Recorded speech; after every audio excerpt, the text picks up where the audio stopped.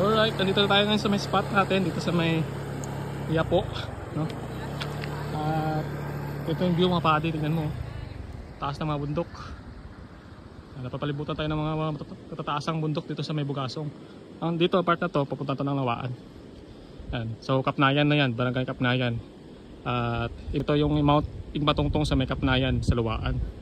So part na to is Bugasong na to. Mga padi, maliligo kami dito. At enjoy namin itong magandang ilog dito sa Bugasong.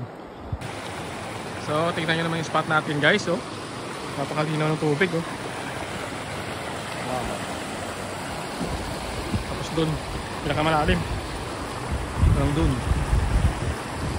Grabe. Tapos dito sina kuya, naglalagay sila ng parang pain dito para sa mga isda or ano tawag yan sa mga ano dito.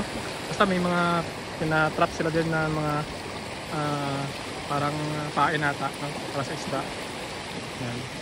So sa taga Bugasong, kung alam niyo yung ginagawa ni kuya, so comment niyo sa ating video ngayon kung anong nilalagay niya ng pain o at ano yung mga pinapainan nila. Yan sila kuya, may nilalagay silang pain dyan. Para sa isda, no? Isda. Para sa isda daw, parang pain. Yan. Ganda kasi ng ilog dito. Yan.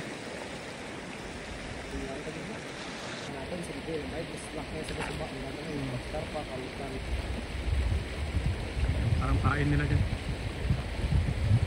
Let's go. Alright.